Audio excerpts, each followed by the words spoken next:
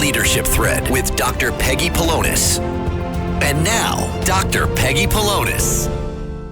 Really great to have you back on the Leadership Thread. And today I just, from Starbucks to Chipotle to Apple to an artistic hub, we have with us Dimitri Hatzigiorgiou, and I'm so excited to talk to him about his resilience and his ability to shift and change and what his legacy is and the advice that he has for the younger generation. So welcome, Dimitri. It's really great to see you today. Likewise. Great to be here, Doctor. Well, let's start with that. Starbucks. Okay. You come, one of the things that you did as managing director of Starbucks is to come to a culture, where coffee is such an important part of this culture, right? That this is what people do in Greece. Sure. They get together in the coffee shops, they spend hours and hours discussing, politics and all these things. Yes. And here you came with an American model. Correct. Yeah. How did you transition that into this culture? It's fascinating that you say that, because the thing that we discovered in the States is that people have three places: their home, their work. We used to call it the third place, where they needed to go and hang out and talk. And, for years in the States, that was bars and everything. So you're right. The Greeks have had this formula forever, right? And, we came here, and I remember explaining it to a reporter. He said, let me get this straight. You're going to be serving your coffee in paper cups, and you're going to ask the Greeks to wait online. They can't smoke. And then it was like, good luck. Yeah. But we found there was a different place for it too, because we were able to create the third place here as well, a wider variety of beverages, and people taking it on the go. And I remember when we first opened in Platia Korai, our flagship store, and had an amazing balcony loft, and I'm looking down, and the place was packed. Yeah. And I said to myself, where were these people yesterday? And then I noticed someone walking by, sees the logo, opens up their phone, and said, the place I used to hang out when I was in college in London is here. You've got to come here. So, but it was... That's what I remember coming back from Boston and having and thinking, oh, wow, it's all here now. Yeah. So you think it's as popular today as it was back then when you first brought it here? There have been challenges from it, because I was following it from afar, because we thought we would expand on a much higher level than we did. But the fact that the brand is still here and it's recommitting to growth, there's a place for it. And, for example, the store in Palio Fallido, which was one of the ones we opened when I was here, wonderful outdoor seating area, but also is a place to study. They have a glass enclosed room where you can have quiet. So there's a place for it. It's not, that fills a particular need. And you do see a lot of the young people with their laptops there studying and doing their thing. Yes. So you switched in a lot of different ways. Yes. You worked with Apple, you worked with Chipotle, and one of the things that you talked about with Chipotle is food with integrity. Yes. And then you also, with Apple, the customer experience was very important to you. Correct. So Correct. It sounds like there's a thread there in terms of some of the values. Were these your values that aligned with the company values? Or?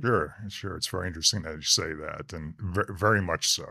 Very much so. Even starting with Starbucks, we weren't called employees, we were called partners. Oh. And we had a piece of the business, because if we did well, we would get stock options, we would get awards. So I felt that I was an owner in the company, and to be with a company whose values match, absolutely. I couldn't have been with any other organizations. And I found that with Starbucks, I found that with Chipotle, with Apple. And even when I first got out of college and I was working for Accor, which is a large French conglomerate of different hotels, I remember them saying that, hey, our success is based on three things. It's a tripod: our investors, our customers, and our employees. And I've seen that throughout the years, and that was important for me to feel that it supports my values and that I'm part of that.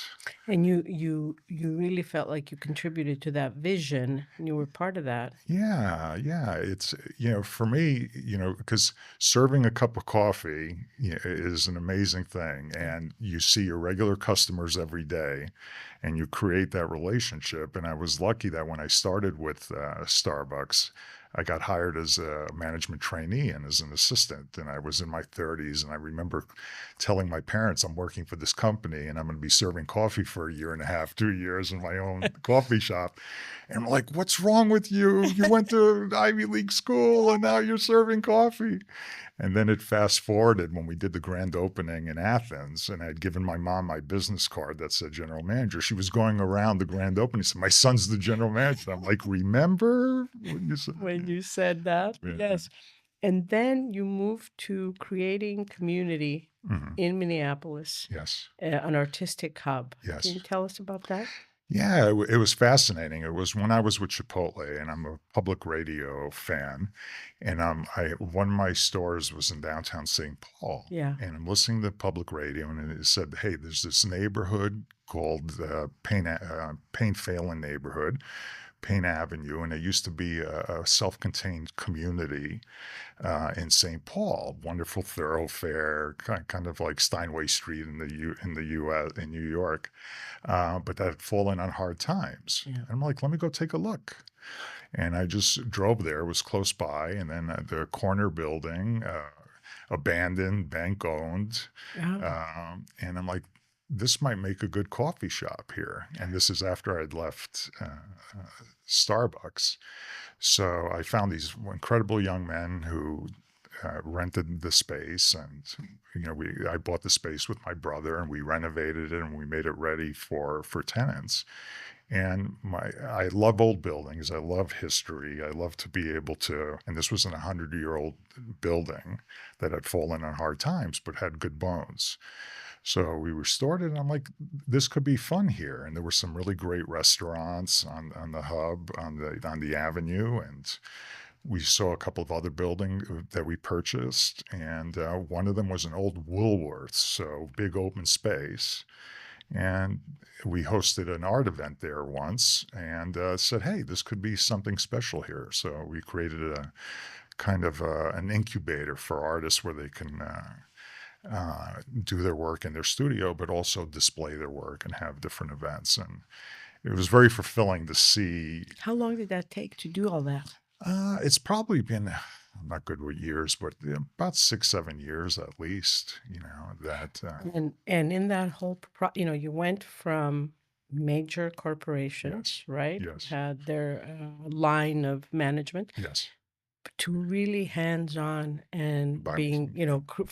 from day one creating Yeah. and you are a very hands-on guy. Yeah. Where does that come from? It's interesting. That definitely came from my dad. Yeah. Yeah, because living in our house, I remember because my dad was an incredible craftsman, and then it's like, okay, now it's time to go out and pick the weeds in the yard, right? And I remember doing that, or helping him when he would go up on the roof and do things, or painting our home, the rails. And this was for everybody. My brother and my sister we were all.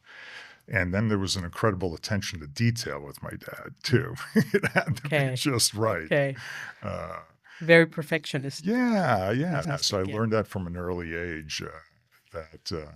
And it was fun. I mean, for me, I think what allowed me to be with Starbucks for 18 years is that I was able to grow with the organization, because we went from a highly entrepreneurial time and hands-on creating to where it had to become more of execution and Sure. getting it right.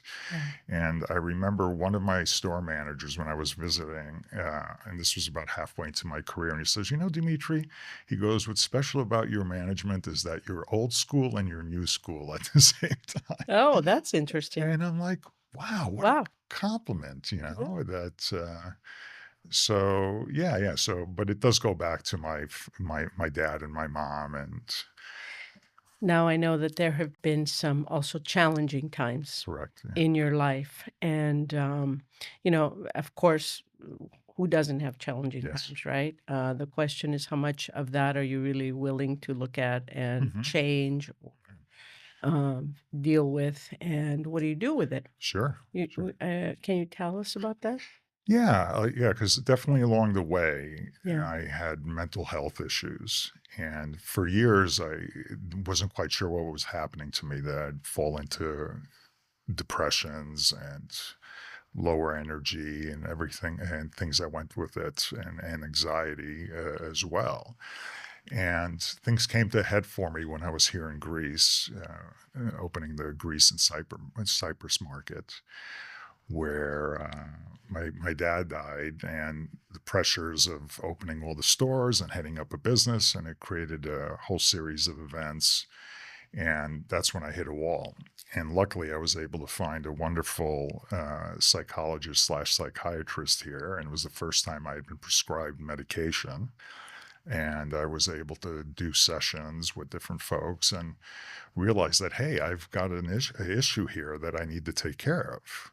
Mhm. Um, And this was, things like that, major events like mhm, losing a parent, for yeah, example, can trigger, yeah, what's incubating inside. yes, yes. Where did you find the strength and the courage to go on? How was it on those very, very difficult mornings when it was hard to get up in the morning? That's a great question. I had a wonderful wife, who was a rock and very supportive. And we were a great yin and yang match because me being of Mediterranean descent and she was of Norwegian descent. So, she kept things going. But we had two children. There were responsibilities to take care of. And, it's one thing I learned from my parents is there's going to be adversity and you've got to pull yourself up by your bootstraps. But I didn't do it alone. And Yeah. then that was the great thing, that I had family support. I realized I needed help. And that's another thing too. A lot of people, push it away Yeah. or see it as a sign of weakness that you need support. Um, And it just gets worse because, yeah, that stiff upper lip can only go so far. absolutely. But getting the Absolutely. help early is very Yeah. important, and it's not unusual, especially these days, for people to experience depression and anxiety. Hmm. It's very common, in Hmm. fact, Hmm. and I think that the younger generation is experiencing a lot of that. Yes. Being able to talk about this Yeah. and, talk about what helped you get through it is Yeah. very important. Yeah, it's huge. And I would encourage people to, it's still stigmatized in some parts of our society, but you think about it, if you have high blood pressure, you take medication for it, or high cholesterol. The mind's another organ, and an amazing organ. So Exactly. we need to come out and talk about it. We need to be able to share. And I was lucky I was with companies that had great medical insurance, Mhm. and I was able to get the support. All three, Starbucks, Chipotle, and Apple, had wonderful support systems. So I was blessed that I had that ability to do that. And of course, when I had gone particularly sick, um, my mom was there for me. My brother was there for me. My sister, my ex-wife was there for me. The children. It was something that I opened up with the whole family too. It wasn't Yeah. something that I hid. Yeah. It's like, okay. And they came running. And it gave them permission to be able to be there for you as well. Yeah, But you indicated that, having people around you that cared about you, that support system was huge. definitely. And, not feeling like I have to do this on my own Correct. because that's a sign of weakness if I Yes. don't. So looking back and Yes. tracing that journey, Yes. what would was there any kind of self-talk that you did at the time that helped you Sure. go through the motions of the day? It's interesting that you say that, because it was almost like I was throwing spaghetti on the wall to see what would stick, right? So I had therapists, psychiatrists. I was reading a lot of different books. One in particular was Louise Hay, that wrote a book about, as you know, and affirmations.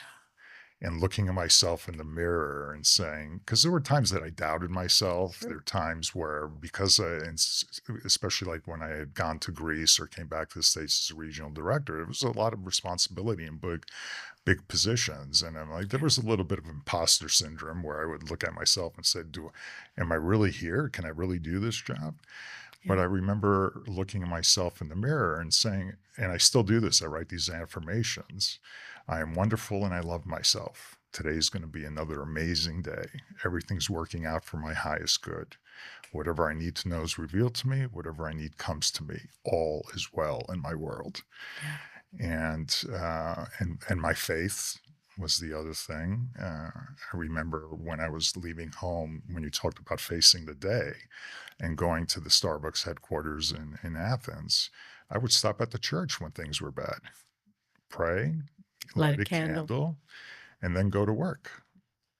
So there were a lot of things that came together that allowed me to get to that point. And And having, that higher purpose is so important, yes, whatever that is for each individual that they yes, define for themselves. yeah. But it's important to have something beyond the self to believe in, right? Yes, yes. You have to believe in something bigger, and having children, Having really, children, yeah. that was also an amazing thing. It's like I need to be there for them. Yeah. I need to do that, but I'm blessed.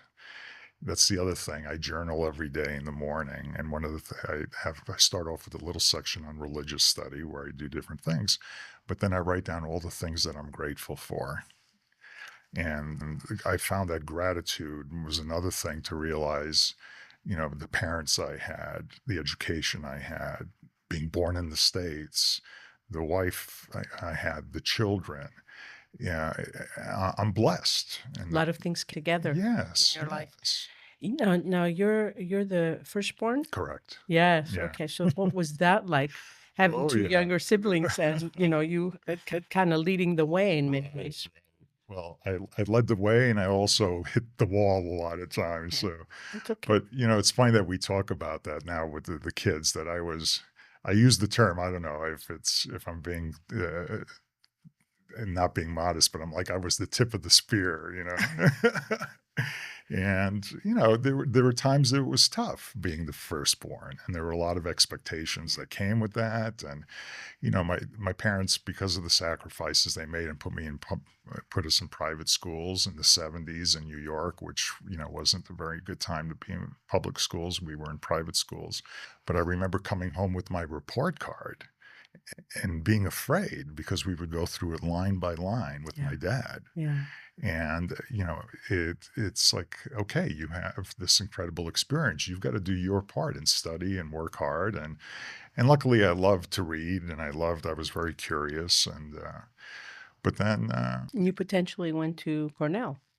correct. Yeah. And, but it was great. My sister came along and I was no longer the only one there. But Tully and I joke about it too, because it was even in terms of social constraints. My parents added another floor on the apartment building my dad had bought, and we were put to work. And I remember it was a Saturday, and I wanted to go to the beach with my friends. And he said to me, "Sure, you can go, but you got to spend 2 hours working up there." And I'm like, "Why are you doing this to me? Why?"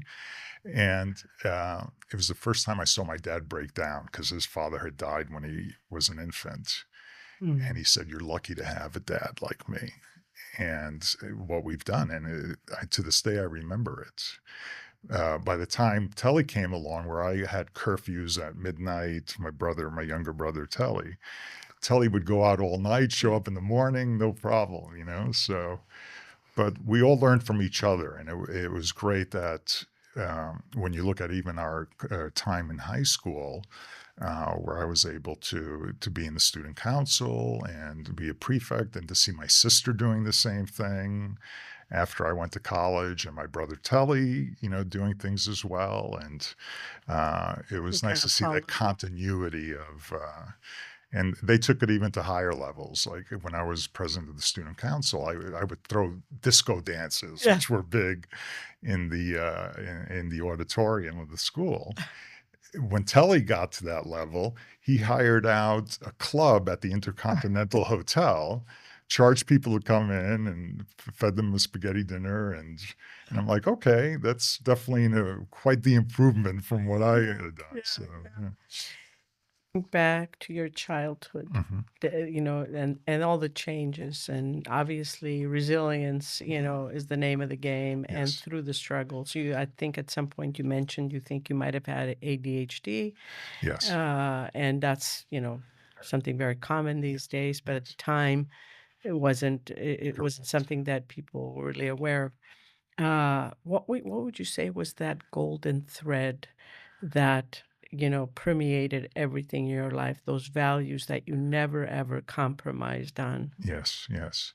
Well, it's interesting what you say about ADHD because, of course, it was completely undiagnosed then. Yeah. I remember mom saying in Greek, "Mastrellanes," zizanyo, like I was all over the place and doing crazy And things. which got you where you are today, right? That's It, the other side of the coin. isn't that, That's what yeah, I not mean, sitting that still. hyper curiosity and Yeah, being ever exactly. there. But for years, I looked at that as, okay, I felt it in my career. I had a hard time managing administrative work. Yeah. I had different times being on time to different things, but I found careers that were exciting. So my 8 years in the hospitality industry, working in luxury hotels, every day was a different day. We had Never a dull moment. yeah, people checking in, checking out, restaurants, and it suited my management style, which managing by walking around, and then checking in with different people. I hated being in the In an office. office sitting, yeah. Same thing happened with Starbucks in my roles. There was a time as I became more senior in the organization, you've got to check your emails, you got to follow up, you have to have meetings. But it's like, okay, let's go spend a day visiting the coffee houses. So I've reached the point finally, and with ADHD, realizing, hey, this is a superpower. It's not necessarily a bad thing. And I remember reading my kids were reading the Percy Jackson books, Yeah. and Percy, who was dyslexic and couldn't focus on things, but was a demigod, half with the son of Poseidon. They said, hey, listen, you can't read that well in English because you're wired for ancient Greek, Ha. And then another part is like, sure, you're ADHD, you're not paying attention, you're constantly distracted. That's a skill for battle. You can't survive. So when I had reached that point, I'm like, okay, I need to compensate. I need to work through this. I had organizational systems that I used, and I'm totally dependent now on the programs on my iPhone for getting places on time. And she got here half an hour early today. You did. In fact, yeah, you did. If you were, to speak to young people today, knowing that these are many of the things that Yeah. they struggle with, Yes. and still, try to have a purpose and Sure. focus and get to the next phase of their life, Mm. what would you say to them? Wow. A lot of things. First of all, your family, and be open about it and communicate with your parents. A lot of times, we shut down, and I know there were times where I wouldn't open up to my issues. If your family, your siblings, which was another part, and being able to build those relationships, but to go out there, don't hide this. Talk to teachers, talk to guidance counselors, be open with your friends about it. And, What about the parents? Because sometimes young people, they don't really know what's going on. mm, They don't have a word for it. They don't have. What about the parents? What would you say to the You know parents? what? You raise an interesting point because even my son, I remember him saying at one point, "Oh, I have stomach aches," Mm, and we thought it was a food related, like he mm. was having like a lactose and gluten intolerance, and he had actually was experiencing anxiety. Anxiety. Yeah. So when we approached it first with going to the general practitioners, and then eventually we found out. But I think it's also to your question, parents need to look at this more holistically, that if there's issues or if they notice some behavioral issues with their children, that it could be some psychological issues. And then we need to look at ourselves as parents too, that how are we parenting? What are we saying? And What are the yeah, expectations? Yeah. expectations. And I remember, going back to my dad for again, which I loved wonderfully, and my mom and the support they gave us. But it was more, his focus was more on the result. Yeah. It's like, you got to come home with the A's. You've got to accomplish that. And necessarily the acknowledgement of effort wasn't as There. there. And then I realized that with my kids, hey, my son is struggling, could be struggling, or my daughter with this particular class, but they're trying their best. And that's okay. And that's what we want to reward and reinforce. Obviously, as a road to success and accomplishment and self-actualization, but realize that as well. So as parents, the pressures we put on our kids, not living vicariously through them, but that helped me as a parent. Yeah. All Yeah. those experiences. So what's next for you? Oh my. I don't know. I'm open now to. I mean, this is a fantastic opportunity, and thank you for Thank you allowing for me being to here. tell my Absolutely. story. So, if I can help people and learn from my experiences there, I am blessed now that I'm able to be back in Greece, back to my homeland, and I don't know. We'll see. I still am involved with some of the real estate investments we have in Minnesota, and to be able to see that continuing to prosper. But And it's wonderful that you're able to do that. Lots of adventures yeah, in your life, yes, but now you have choices to do anything you want to. yeah, which is nice. And it's not like I'm a multimillionaire, but I'm realizing the smaller things in life are important too. I just spent 4 weeks in Crete without a car, walking around, having great meals, Yeah. meeting people, enjoying nature. So it's almost, you have to go back to the things, the little things as well. And then obviously my children are there and I'm there for them and when they need it. So, but it's wide open. We'll see. Yeah. Yeah. I'm going to ask you one more question because, you're not an ACSer, but that's okay. I forgive you. No. And you guys used to kick our butt in basketball. Basketball. But you did go to an international school when Correct. you were here in Athens back way. And what's the one memory that you have from being here in that world? Oh, we were so blessed because not only did we meet, the student body was Greek somethings, Greeks from around the world, Greek Australians, Greek South Africans, Greek Canadians, Americans, but realizing that we had this common thread, regardless of all the cultures and being exposed to that. Yeah.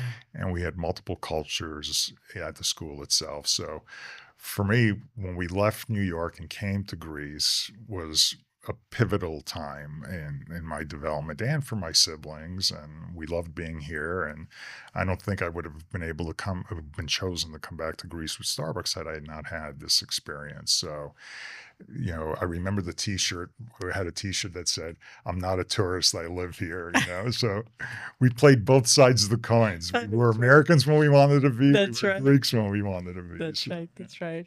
Wow, Dimitri, thank you so much for joining us Thank you, today. It's really been Yes. wonderful talking to you and Likewise. interesting, learned a lot, Mhm. and looking forward to really hearing about your next adventures in Thank you. life. Thank you. Great meeting you. And thanks to everyone here. And thank you for joining us once again on the Leadership Thread.